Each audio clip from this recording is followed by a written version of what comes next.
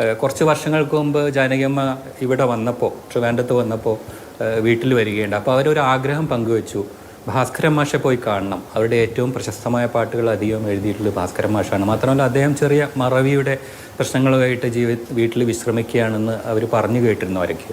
അപ്പോൾ ഒരിക്കൽ ഭാസ്കരൻ മാഷെ പോയി കാണണമെന്ന് പറഞ്ഞു. ഞാൻ അവരെ അനുഗമിച്ചു. മാഷെ അപ്പോൾ വളരെ വികാരനിർഭരമായൊരു അനുഭവമായിരുന്നു. കാരണം മാഷ് കിടക്കയിൽ ഇങ്ങനെ കിടക്കുകയാണ്. അദ്ദേഹം അൽഷിമേഴ്സിൻ്റെയൊക്കെ പിടിയിലായിരുന്നു ആ സമയത്ത്. മയം കിടക്കുമ്പോൾ അവർ അടുത്ത് കട്ടിൽ ചെന്നിരുന്നു. ഭാസ്കരൻ മാഷ് ഉറക്കത്തു നിന്ന് ഉണർന്ന് പെട്ടെന്ന് നോക്കിയപ്പോൾ ജാനകിയമ്മയാണ് കണ്ടത്. അപ്പോൾ അദ്ദേഹം ചോദിക്കുകയാണ്, ആരാ എന്താന്ന്. ശരിക്കും പറഞ്ഞാൽ അവർ ആകെ ഭാവഭേദം എനിക്കെപ്പോഴും മനസ്സിലുണ്ട്. കാരണം ഇത്രയും ജീവിതത്തിൻ്റെ നല്ലൊരു ഭാഗം ഭാസ്കരൻ മാഷിൻ്റെ കൂടെ സ്റ്റുഡിയോകളിലൊക്കെ ചെലവഴിച്ച ആളാണ്. പക്ഷേ ഭാസ്കരൻ മാഷ്ക്ക് അദ്ദേഹത്തിൻ്റെ പ്രിയപ്പെട്ട ഗായികയെ തിരിച്ചറിയാൻ കഴിയുന്നില്ല. അപ്പോൾ അങ്ങനെ ആ അവസ്ഥയിൽ ഞാൻ ജാനകിയമ്മയുടെ ഒരു സജഷൻ വെച്ചു. ഇങ്ങനെ മാഷ് ഓർമ്മയില്ലെങ്കിൽ പോലും അദ്ദേഹം പാട്ടുകൾ മറക്കില്ല എന്നാണ് എനിക്ക് തോന്നുന്നത്. ജാനകിയമ്മ പാട്ടുകളൊന്ന് വെറുതെ മൂളി നോക്കൂ, ചിലപ്പോൾ ഓർമ്മ വന്നേക്കാമെന്ന്. അങ്ങനെ അവിടെ ഇരുന്ന് ശരിക്കും പറഞ്ഞാൽ ഭാസ്കരൻ മാഷും ബാബുരാജും രാഘവ മാഷൊക്കെ ചേർന്നിട്ടുള്ള പാട്ടുകൾ, ഈ പാട്ടടക്കം ധാരാളം പാട്ടുകൾ, തളിരിട്ടിക്കനാക്കൾ, ഒരു കൊച്ചു സ്വപ്നത്തിൻ താനേ തിരിഞ്ഞും പറഞ്ഞു, ഈ പാട്ടുകളൊക്കെ പല്ലവി അവർ മൂളിക്കൊണ്ടിരുന്നു.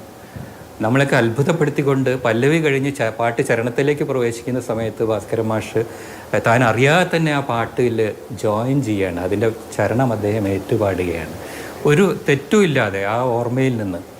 അപ്പോൾ അത്ഭുതമാണ്. ഇപ്പം സംഗീതത്തിന് മാത്രം കഴിയുന്ന ഇന്ദ്രജാലാണ്. അവർ വളരെ വികാരാധീനയായി അവർ കണ്ണ് നിറഞ്ഞു പോയി. എന്നിട്ട് അവസാനം അതിലും വികാരഭരിതമായ ഒരു സന്ദർഭം എന്താ വെച്ചാൽ, അത് കഴിഞ്ഞ് ഞങ്ങൾ യാത്ര പറഞ്ഞ് പിരിയുമ്പോൾ മാഷ് ചോദിച്ചു, ഇതൊക്കെ ആരുടെ പാട്ടുകളാണെന്ന് ചോദിച്ചു.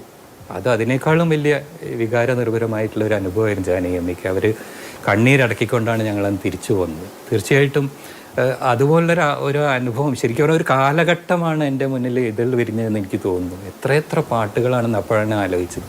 ഏത് കമ്പോസേഴ്സിനായാലും, ബാബുരാജായാലും രാഘവ മാഷായാലും ദക്ഷിണാമൂർത്തി ആയാലും, ഓരോ കമ്പോസേഴ്സിൻ്റെയും ഒരു സ്വപ്ന ഗായികയായിരുന്നു അവർ മനസ്സിലുദ്ദേശിക്കുന്ന ഗാനം അവരുദ്ദേശിക്കുന്ന തലത്തിലേക്ക് അപ്പുറത്തേക്ക് പാടി ഫലിപ്പിക്കാൻ കഴിയുന്ന ഒരു ഗായിക. അത് ആദ്യകാലത്ത് ഉള്ള ഗായകർ മുതൽ എം എസ് വിശ്വനാഥൻ മുതൽ ഇങ്ങോട്ട് ഏറ്റവും പുതിയ ജനറേഷനിൽ വിദ്യാസാഗർ വരെയുള്ള കമ്പോസേഴ്സിന് വേണ്ടി അവർ പാടിയ പാട്ടുകൾ കേട്ടാൽ നമുക്കറിയാം.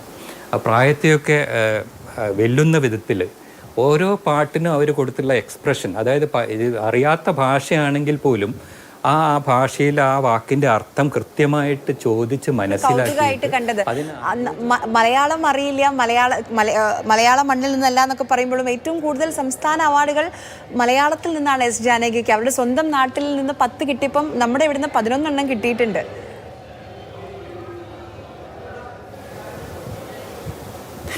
അത് അവരെപ്പോഴും പറയാം. ഞാനൊരിക്കലും അവരോട് ചോദിച്ചു, ഇനിയൊരു ജന്മം ഉണ്ടെങ്കിൽ മലയാളിയായിട്ട് ജനിക്കാനായിരിക്കും അല്ലേ ജാനകിയമ്മയ്ക്ക് ആഗ്രഹം എന്ന് ചോദിച്ചപ്പോൾ അവർ പറയാണ്, അതെന്തിനാ അങ്ങനെ പറയണം, ഞാൻ ഈ ജന്മം തന്നെ മലയാളിയാണ്, നിങ്ങളുടെ ഒരാളാണ്, നിങ്ങളുടെ കുടുംബത്തിലൊരു അംഗമല്ലേ ഞാൻ എന്ന് അവരിങ്ങോട്ട് ചോദിച്ചു.